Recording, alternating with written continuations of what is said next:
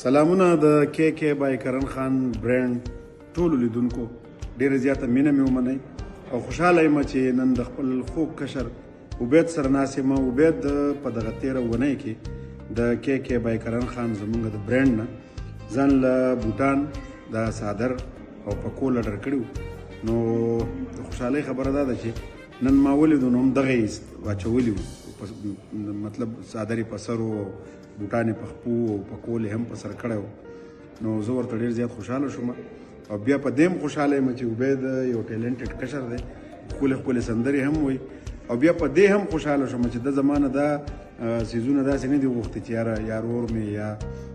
لالا مې ماته دا ګفټ کا ځکه ماته دا پوښتنه وکړه چې دا خو تا داسې هم ویلی شو نو وایي چې ستا دغه کاروبار ستا دغه روزګار چې زه سپورټ نه کړم یا موږ ملګري سپورټ نه کړو، موږ ورسره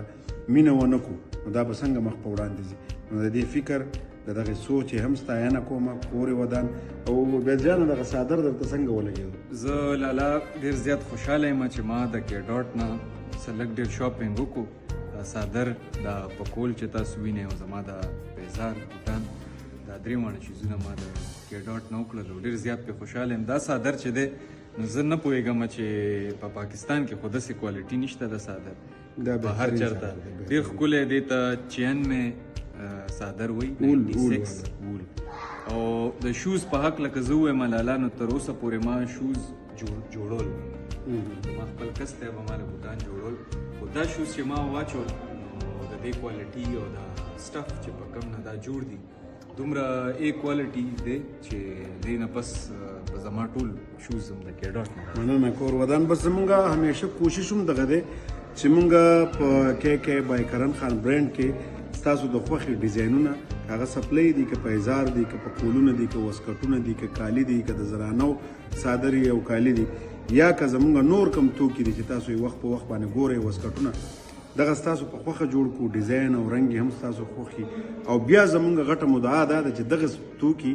دغه څیزونه تاسو ته ډېر په اسانه باندې میلاو شي. لکه څنګه موږ ذکر وکړو زموږ په سوشل میډیا باندې په فیسبوک، یوټیوب باندې، انسټاګرام باندې، ټیک ټاک باندې، بیا زموږ د واتساپ په شمیره باندې. خو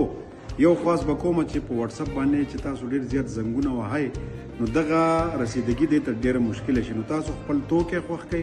مونږ ته په میسج کې راولېږئ، زمونږ عمله به تاسو ته د هغې ریټ هم ووایي، تاسو به ورته بیا خپل ادرس هم ولېږئ. نو د نړۍ په هر ملک کې چې تاسو یې ستاسو خوښ کړی شوی توکي که هغه هر څه شی وي، ما ذکر وکړو که دا مفلر وي، که داسې بوټ وي، که داسې بوټ وي، که پکول، که صادرونه، مختلف ډیزاینونه زموږ سره د وړۍ د لاسو جوړ تیار صادرونه ښکلي مزیدار چې مونږ جوړ کړي دي، زموږ کاریګرو جوړ کړي دي.